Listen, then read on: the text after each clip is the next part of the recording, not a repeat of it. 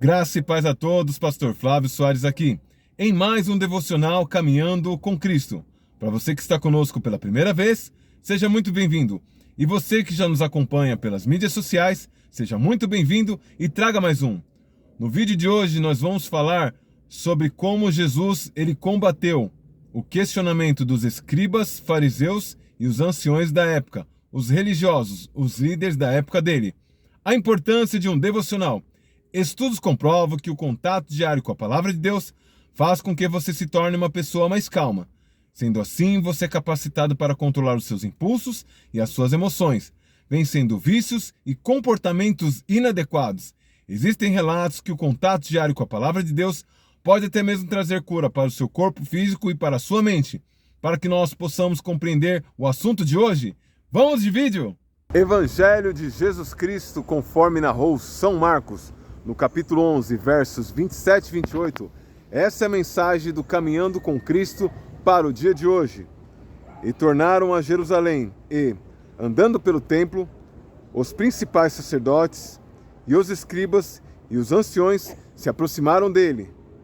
E lhe disseram: com que autoridades fazes tu estas coisas? Ou quem te deu autoridade para fazer estas coisas? Movido por inveja e torpe ganância, os religiosos, os escribas, fariseus, os anciões, os religiosos, os líderes da época, eles queriam porque queriam pegar a todo custo Jesus em alguma questão. Por esse motivo, eles vieram questionar o mestre, mas eles foram surpreendidos com a sua resposta. Os líderes religiosos, eles falam da lei dos profetas sem sequer entender. Jesus falava diferente. Ele falava com autoridade, além de que os sinais lhe acompanhavam. Então eles questionaram se aquilo que ele fazia com a autoridade de quem? E como as escrituras diz que o Senhor mesmo pega o astuto na sua própria astúcia, ele disse nos versículos subsequentes: eu também tenho uma pergunta para vos fazer. Se vocês responderem essa pergunta, eu responderei com que autoridade e no nome de quem eu faço essas coisas.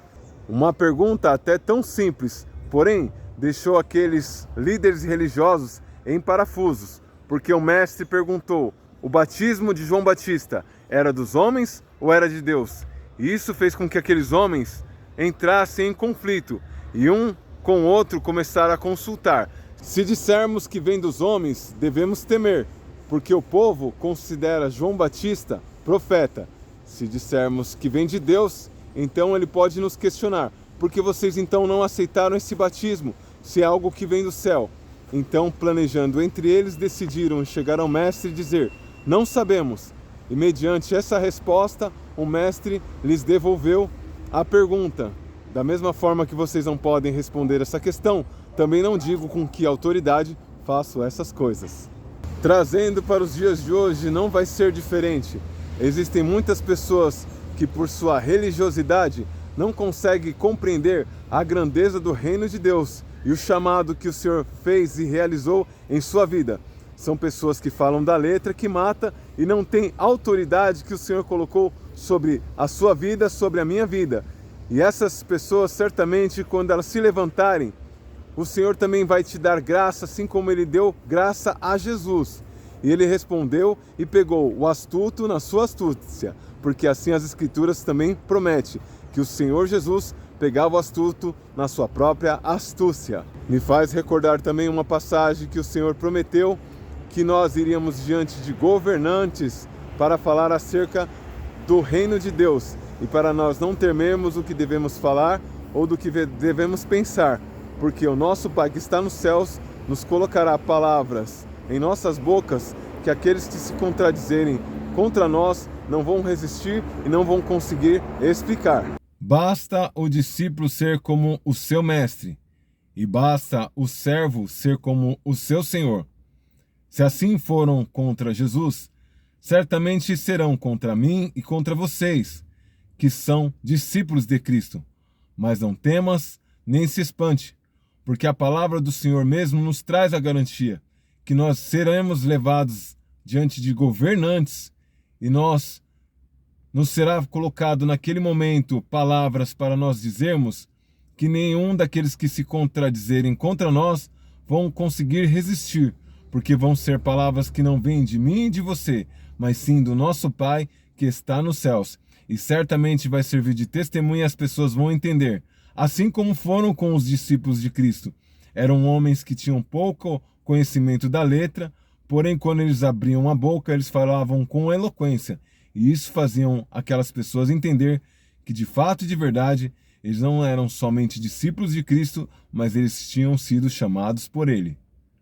Desde a época de Cristo, e até mesmo desde épocas até mais antigas, sempre foi assim.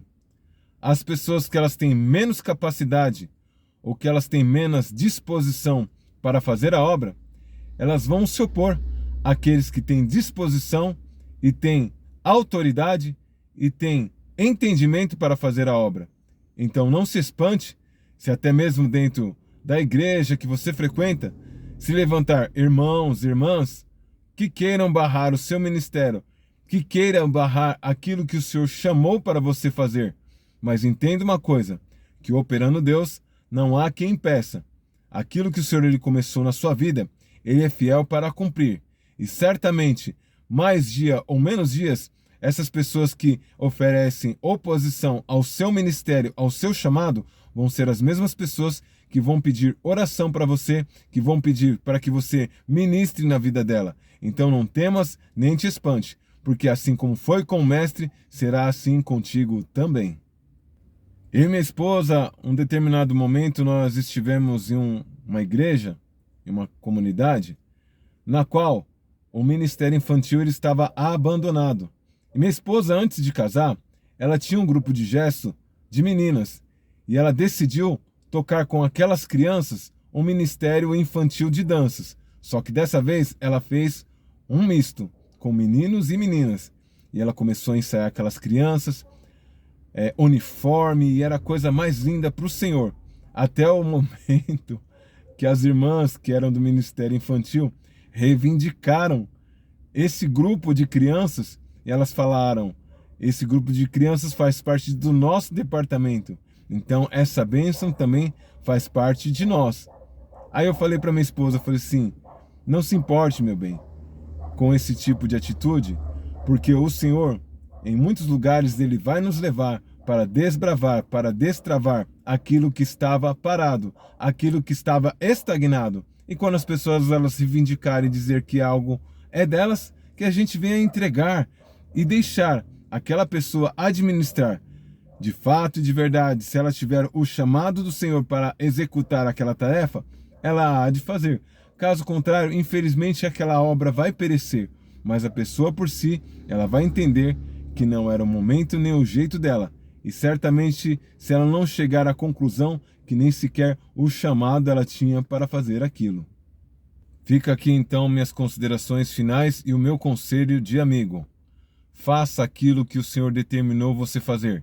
Independente de você ser apenas um destravador e fazer com que departamentos venham surgir na onde você estiver, na sua congregação, no seu ministério, na sua igreja, faça independente do que venha a acontecer, porque eu tenho plena convicção de um algo.